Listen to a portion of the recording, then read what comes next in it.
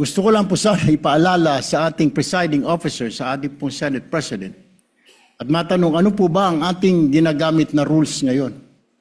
Pwede po ba yung mga problema po labas sa impeachment court na ito o labas sa kaso ng Vice President ay dadalhin natin dito?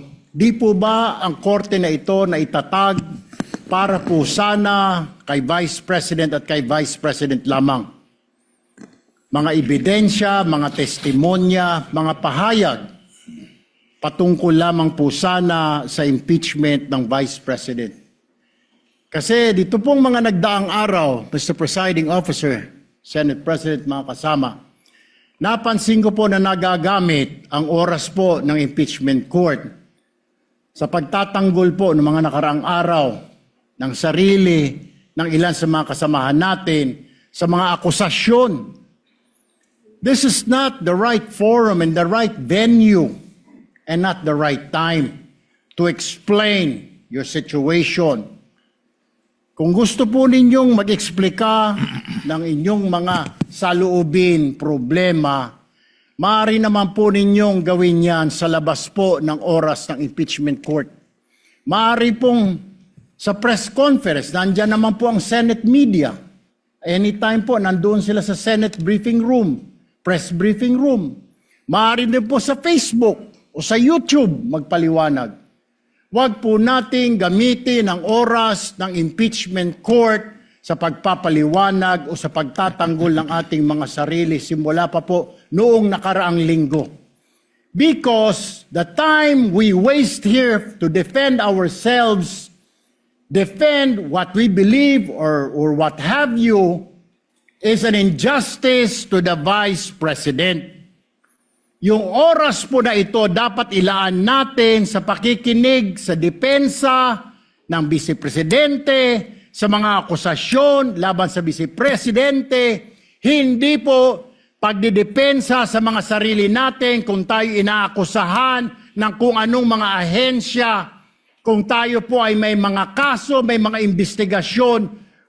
This is not the right forum, Mr. Presiding Officer, Mr. President, Senate President. This is not the right place. This court was established, was created, the impeachment court, for the Vice President and Vice President only. Maraming salamat po sa ating tagapamahalang hukom at sa ating pong Ginoong Pangulo. Nais ko lamang pong basahin ng napakaigsing manifestasyon po. The gentleman may proceed with his manifestation. Maraming salamat po. A'udhu billahi minash shaitanir rajim. Bismillahirrahmanirrahim. Alhamdulillah rabbil alamin. Aming mga kasama, ako po'y humihingi ng paumanhin sapagkat dito pong nakaraang linggo, lumabas po sa mga balita na may aligasyon na ako daw po ay hindi sumusunod sa batas. Ito po ay nakalulungkot para sa isang senador, sa isang senator judge, ang masabihan na hindi sumusunod sa batas. Samantalang nung tayo po ay merong mahal na saksi dito, pinaalala po natin sa kanya na harapin ang batas. Noong nakaraang linggo, ang atin pong kaibigan na ombudsman, ang sinabi po ng mahal na ombudsman na ako daw po ay hindi sumunod sa kanilang pasabi na mag-file ng aking counter affidavit. Nakakalungkot po ito sapagkat hindi po ito totoo. Inaamin ko po sa inyo kung ICC lang, hindi po talaga ako susunod. Hindi ako magpapasakop sa ICC. Pero dahil ginagalang ko po ang ombudsman, dahil siya po ay aking kaibigan na itinuturing, dahil nagkaroon na po kami ng napakahabang kwentuhan sa aking opisina nung siya po ay kalihim ng hustisya, nag-file po kami. Ito po, hawak ko po ang original. Dahil sa akin po, importante ang original. Ito po ang original, nakalagay po dito. Nag-file ako. Nakalulungkot po na pati ang media ay nakikisama sa ganitong klasing propaganda na ang isang senador ay hindi sumusunod sa batas. Isang senator judge. Ito po, maaari ko po kayong bigyan ng kopya, mga mahal kong kasama, para mapatunayan na hindi ko po kayo ilalagay sa kahihiyan. Ako po ay nag-submit ng aking counter affidavit. At ganun din po, humihiling din po ako sa aking mga kasama, lalong-lalo na po sa aking kaibigan, Ginoong Pangulo, na sa mga ganitong pagkakataon, hinihingi ko po na tulungan din po ninyo kami. Na maipaliwanag din po namin sa media na meron din po kaming mga pagkakataon na ipagtanggol din ang aming sarili at kami wag husgahan kaagad na kami hindi sumusunod sa batas. Yun lamang po, Ginoong Pangulo at tagapangulong hukom. Maraming salamat. Senators Erwin Tulfo, Senator Judge Alan Cayetano, thereafter Senator Judge Tito Soto are recognized. What is your pleasure, Senator Judge Erwin Tulfo? Mr. Presiding Officer, Senate President, ladies and gentlemen, this impeachment court was established to try the Vice President of the Republic. Ang punto ko po rito, kasi napapansin ko po ilang araw na nagagamit po natin ang impeachment court, ang oras po ng impeachment court sa pagpapaliwanag. Naintindihan ko po ang posisyon ng aking kaibigan, si Senador Robin Padilla, yung kanya pong frustrations. Pero gusto ko lang po sana ipaalala sa ating presiding officer, sa ating pong Senate President, at matanong ano po ba ang ating ginagamit na rules ngayon? Pwede po ba yung mga problema po labas sa impeachment court na ito o labas sa kaso ng Vice President ay dadalhin natin dito? Di po ba ang korte na ito na itatag para po sana kay Vice President at kay Vice President lamang?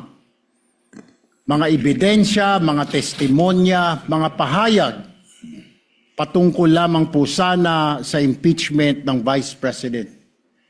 Kasi dito pong mga nagdaang araw, Mr. Presiding Officer, Senate President, mga kasama, napansin ko po na nagagamit ang oras po ng impeachment court sa pagtatanggol po ng mga nakaraang araw ng sarili ng ilan sa mga kasamahan natin sa mga akusasyon. This is not the right forum and the right venue and not the right time to explain your situation.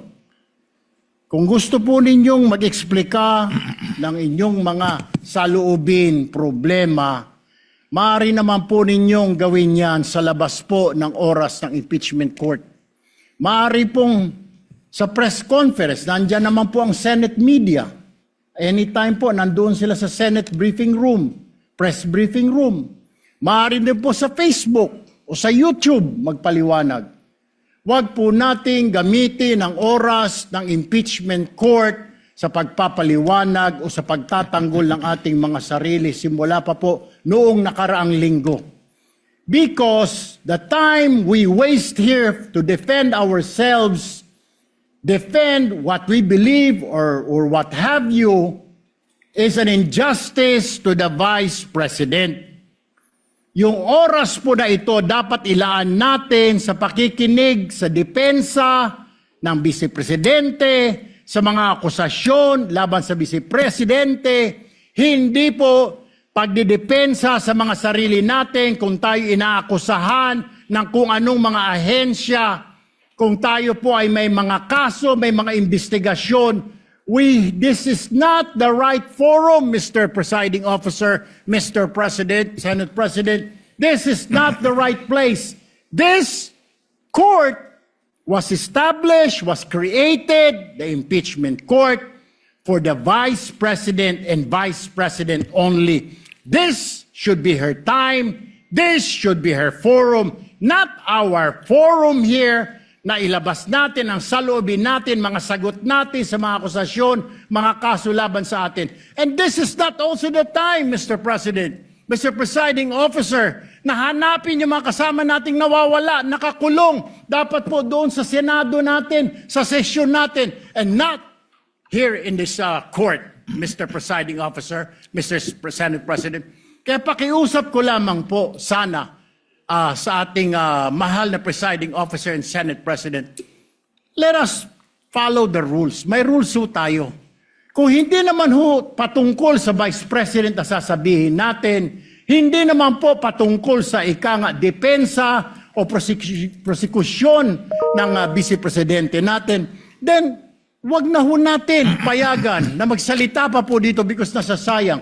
Because every minute, every hour that we waste away from the defense or from the prosecution of the case of the Vice President, it is injustice. It is called injustice to the Vice President, to her family, yung anguish, yung kanyang sama ng loob, yung oras na nakabinbin ang kaso na ito.